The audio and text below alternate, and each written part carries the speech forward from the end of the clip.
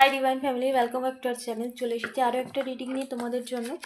So timeless reading প্রত্যেকের জন্য যতটা রিজনেট হবে ততটা নেবে, বাকিটা তোমরা অন্যের জন্য ছেড়ে দেবে। ওকে, সো চলো, যারা নো কন্ট্যাক্ট সিচুয়েশানে রয়েছে তাদের জন্য রিডিংটা।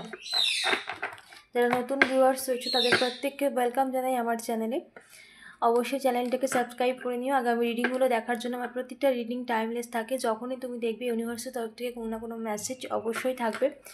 এবং এটা যেহেতু জেনারেল রিডিং প্রত্যেকের জন্য, তাই যতটা রেজনেট হবে ততটাই নেবে। জোর জবরদস্তি কোনো কিছু নিজের ওপর নেবে না, যদি তোমার সিচুয়েশানের সাথে ম্যাচ করে তবেই তুমি নেবে। ওকে, চলো শুরু করি। তোমার যারা নো কন্ট্যাক্ট সিচুয়েশানে রয়েছে, তোমার পার্টনার কারেন্ট ফিলিং এই মুহূর্তে। ওকে, এখন তোমার পার্টনার তোমাকে নিয়ে কী ভাবছে, বা তোমার পার্টনারের কাল লাস্ট নাইট থট, মানে কালকে রাতে, গত রাতের থট কী ছিল, তার মনে কী চলছিল, বাট এখন কী চলছে। ওকে, চলো let's see.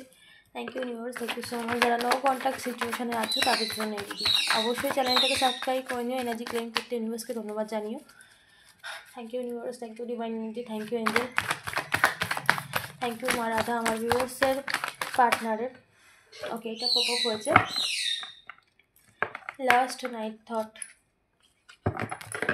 Thank you universe, আমার ভিউয়ার্সের পার্টনারের last night thought. Thank you divine energy, thank you so much universe, আমার ভিউয়ার্সের পার্টনারের current feeling last night thought. Thank you so much universe. Okay, oh my, ওকে,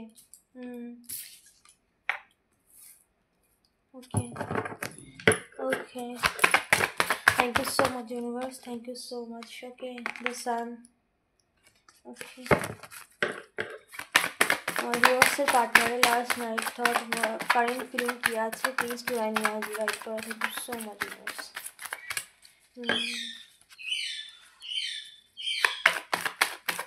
কী ভাবছে তোমাকে নিয়ে, আমার ভিউয়ার্সকে নিয়ে আর কী ভাবছে, প্লিজ ডিভাইন এনার্জি গাইড করা। Thank you so much universe. Okay, okay, oh my god, okay.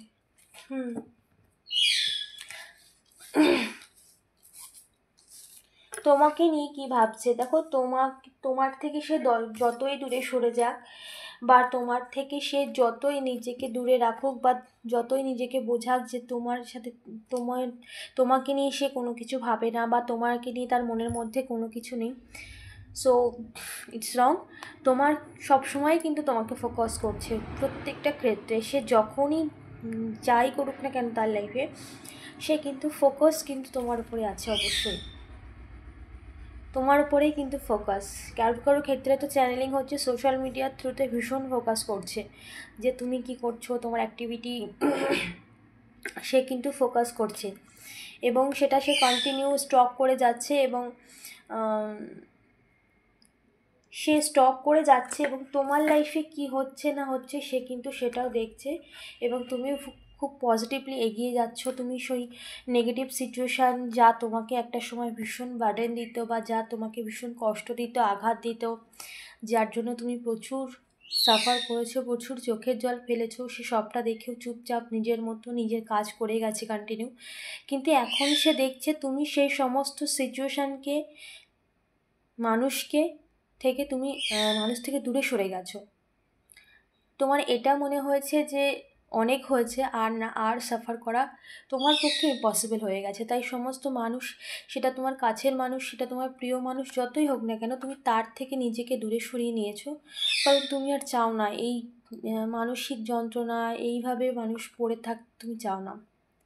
সেটা মেন্টালি হতে পারে, মানসিকভাবেও তুমি দূরে সরে গেছো। ফিজিক্যালি যদি কারোর ক্ষেত্রে আমার চ্যানেলিং হচ্ছে একই বাড়িতে থাকো, কিন্তু মেন্টালি একদমই ডিট্যাচ হয়ে গেছো।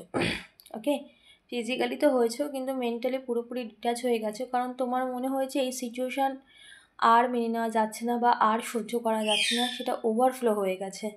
ওকে, সো সে সেটাই দেখছে যে সে তো তোমার লাইফে অবশ্যই ফোকাস করে আছে, এবং দেখছে যে তুমি তার দিকে আর কোনো রকম ফোকাস নেই, কারণ তুমি তোমার নিজের লাইফের দিকে ফোকাস এখন।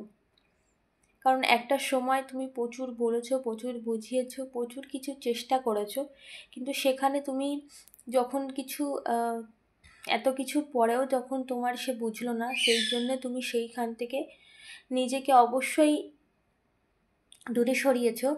কিন্তু মনে তুমি চাও অবশ্যই, কিন্তু তার মনে হচ্ছে যে সমস্ত সিচুয়েশানকে সে ওভারকাম করে দিয়েছে। ওকে, সো এটা তার জীবনে একটা দুশ্চিন্তার কারণ হয়ে দাঁড়িয়েছে। যে মানুষটা কন্টিনিউ তার জন্য অ্যাভেলেবেল ছিল, মানে তুমি, যে মানুষটা সবসময় কিছু বলার আগে এগিয়ে আসতো, যে মানুষটা সে এত কেয়ারিং ছিল, এত যত্নবান, যে মানুষটা এত ভালোবাসতো, এত পিওর তার মনের মধ্যে ছিল। সো সেই মানুষটার এইভাবে মানে সমস্ত সিচুয়েশান থেকে বেরিয়ে এসে নিজে স্ট্যান্ড নিয়েছে, নিজের লাইফে নিজে হ্যাপি থাকার চেষ্টা করছে বা নিজে হ্যাপি আছে। সো এটা তার জীবনে একটা বড় বোঝা হয়ে গেছে। এখন মানসিকভাবে সে কিন্তু সেই বোঝা বইছে এবং সে এই সিচুয়েশানে হ্যান্ড হয়ে গেছে। ওকে, কারেন্ট সিচুয়েশানে তার লাস্ট সে এটাই ভাবছে যে এটা সে মেনে নিতে পারছে না একরকম, কারণ সে এতদিন তোমার গুরুত্ব বোঝেনি। এখন সে তার গুরুত্ব বুঝতে পারছে। তার কিছু সিচুয়েশান আছে তার লাইফে যেগুলো তাকে বার্ডেন দিচ্ছে, সেই সিচুয়েশানও তোমাকে বুঝিয়ে দিচ্ছে, মানে তাকে বুঝিয়ে দিচ্ছে তুমি কেমন। ওকে, সো তার লাইফে প্রচুর প্রবলেম চলছে এবং তোমাকে নিয়ে তার ভাবনা চিন্তা এটাই যে কি করে তুমি এতটা বদলে গেলে। সে কখনো ভাবেনি তুমি এতটা বদলে যাবে।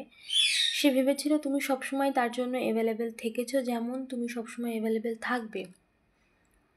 তার সাথে কোনো কম্পেয়ার তুমি করবে না, কারোর সাথে তুমি কম্পেয়ার করবে না তাকে নিয়ে। ওকে, তোমার পার্টনারকে নিয়ে, তোমার লাভার্সকে নিয়ে, তোমার হাজব্যান্ডকে নিয়ে। ওকে, তোমাদের সিচুয়েশান অনুযায়ী নেবে। সো সে এটাকে মেনে নিতে পারছে এবং পারছে না, এবং এটাই তার জীবনের একটা বড় বোঝা হয়ে দাঁড়িয়েছে, যার জন্য সে হ্যান্ড হয়ে গেছে। সে কখনো ভাবেনি তুমি তাকে বাদ দিয়ে এত সুন্দর হ্যাপি কী করে থাকতে পারো। কারণ সে এটা এখন বুঝতে পেরেছে, মানুষ সহ্য করতে করতে একটা সময় ছেড়েই দেয় সমস্ত কিছু, কারণ সেও তো মানুষ, তারও তো সমস্ত দুঃখ কষ্ট খারাপ লাগা আছে। সেগুলো আর কতদিন বয়ে বেড়াবে।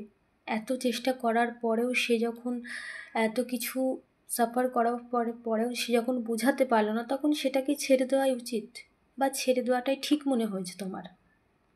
ওকে, তো এটা তার জীবনে একটা মানে দুশ্চিন্তার কারণ বলতে পারো, তার মানসিক ভার যেটাকে বলে, যে এটা হওয়ার ছিল না। সে কখনো ভাবেনি তার লাইফে এরকম একটা সিচুয়েশান আসবে যেখানে তুমি তাকে মেন্টালি মুভ অন করে দিয়েছো। ওকে, অবশ্যই চাও, কিন্তু সেটা মনের মধ্যে রেখেছো। এবার যা করবে তুমি তার কাছ থেকে এক্সপেক্ট করছো, বা ভাবছো যে তুমি অনেকটা দিয়েছো, এবার তার দেওয়ার পালা। সো অবশ্যই এটা একদমই ঠিক। সেলফ লাভ বলে এটাকে। সবসময় নিজে সবটা দিলাম তারপরে কিছু পেলাম না, এটাকে মূর্খতা বলে বা বোকামি বলে। ঠিক আছে, সো ভীষণ ভীষণ পাওয়ারফুল এনার্জি, এবং তুমিও ভীষণ পাওয়ারফুল এনার্জিতে চলে গেছো, যার জন্য এই মানুষটা এখন অ্যাকচুয়ালি তুমি যখন লো ভাইব্রেশনে ছিলে, যখন তুমি এই সমস্ত সিচুয়েশান তোমার ওপর বার্ডেন দিত, বা এই সমস্ত সিচুয়েশানকে তুমি ভীষণভাবে সাফার করেছো এই সমস্ত সিচুয়েশানে, সো তখন তোমার ভাইব্রেশন লো ছিল, তুমি লো এনার্জিতে ছিলে। কিন্তু এখন যেহেতু তোমার ভাইব্রেশন হাই হয়ে গেছে, তোমার সাথে এই মানুষটা আর নিজেকে সেই এনার্জি গিভ অ্যান্ড টেক করতে পারছে না, যার জন্য তার এই প্রবলেমটা হচ্ছে এবং সেই সিচুয়েশান থেকে বেরোতে চাইছে। দেখো, সে কিন্তু এটাও জানে যে তুমি সবসময় ঠিক ছিলে, তোমার কোনো অপরাধ ছিল না, তুমি সবসময় সত্যের পথে ছিলে, তুমি ঈশ্বর মানো, তুমি ভরসা করো ইউনিভার্সের ওপর বা ঈশ্বরের ওপর। সে কিন্তু তোমার পার্টনার কিন্তু এটাও জানে।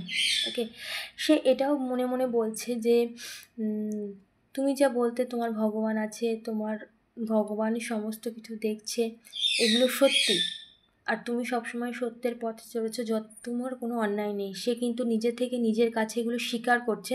একরকম তার জীবনে একটা গিল্ট ফিল হচ্ছে যে আমি মানে সে ভাবছে আমি কী করলাম। ওকে, তো সে চাইছে এই সম্পর্কটার একটা পরিপূর্ণতা চাইছে, এবং সে দেখছে যে তুমি তোমার লাইফে এগিয়ে যাচ্ছ, তুমি আর পেছনে তাকিয়েও নেই, পেছনে পড়েও নেই।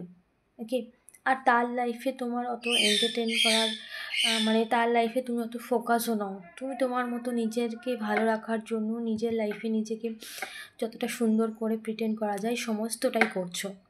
সে কিন্তু এটাও নোট করছে, ওকে। এবং সে চাইছে এই সম্পর্কটাকে সুন্দর করে গুছিয়ে নিতে। সো তার জীবনে যত রকম, ওকে, দেখো তার জীবনে এই সমস্ত সিচুয়েশান যা সে ফার্স্টে চয়েস করেছিল সেই সমস্ত কিছুকে সে শেষ করে তোমার কাছে আসতে চায়। দেখো সমস্ত সিচুয়েশানকে, যত রকম চয়েস বা যত রকমভাবে সে নিজেকে সবার সামনে প্রিটেন্ড করেছিল, সমস্ত সিচুয়েশানকে, সমস্ত মানুষকে সে শেষ করে দিতে চায়। মানে শেষ বলতে এখানে এই সিচুয়েশানটাকে থেকে বেরিয়ে আসতে চায়, এই মানুষ, নেগেটিভ মানুষগুলোর থেকেই বেরিয়ে আসতে চায়, ঠিক আছে। এই সিচুয়েশান সে আর বয়ে বেড়াতে পারছে না। হারমিট মোড দেখো, তার ভীষণই খারাপ লাগা ফিল হচ্ছে যে সে তোমার মতো একজন মানুষের সাথে, একটা পিওর মানুষের সাথে এরকম একটা খারাপ কাজ করেছে বা খারাপ ব্যবহার করেছে, বা তোমাকে বাদ দিয়ে অনেক চয়েসে সে গিয়েছিল। সো তার মধ্যে অবশ্যই গিল্ট আছে। এই গিল্ট সে নিজেই নিজের কাছে একটা অপরাধ বোধ তার জীবনে একটা বোঝা হয়ে দাঁড়িয়েছে, এবং সে চাইছে এই সমস্ত কিছুকে পেছনে ফেলে দিয়ে একটা সম্পর্কের পরিপূর্ণতা। তার লাইফে যতই চ্যালেঞ্জেস আসুক না কেন, দেখো তার লাইফে তার জন্য যদি কোনো চ্যালেঞ্জেস আসে বা কোনো সিচুয়েশান তাকে বাধা দেয়, সমস্ত বাধা সে অতিক্রম করার জন্য সে রেডি একদম। এবং সে সমস্ত চয়েসকে একদম জীবন থেকে পুরো হাটিয়ে দিতে চায়, ওকে, দিয়ে তোমার সম্পর্কে একটা পরিপূর্ণতা চায়, ওকে। সো এটাই তার লাস্ট নাইট থট, এবং সে এখন সেটাই ভাবছে, এটা কারেন্ট ফিলিংও। সো সে তোমাকে নিয়ে তো ভীষণ পসেসিভ হচ্ছে দিনে দিনে, এবং সে বুঝতে পারছে যে এবার যা করতে হবে তাকেই করতে হবে, কারণ সে দেখছে তোমার এনার্জি ভীষণ হাই, এবং তুমি একটা পাওয়ারফুল পজিশনে আছো। তুমি সেই যা বললাম তাই বুঝলো, যা বোঝালাম সেটারও বুঝলো, সেরকমটা নাই। তুমি ভীষণ স্টিক পার্সন হয়ে গেছো, এবং তোমাকে আর কোনো রকম কথার জালে বা কোনো কিছু দিয়ে আর বোঝানো যাবে না, সেটাও সে বুঝতে পেরেছে, যার জন্য সে এই সমস্ত সিচুয়েশানকে গিভ আপ করে তোমার লাইফে আসতে চাইছে, ওকে। সো এই ছিল আজকের রিডিং। এনার্জি ক্লেম করতে অবশ্যই ইউনিভার্সকে ধন্যবাদ জানিও। দেখা হচ্ছে পরের রিডিংয়ে।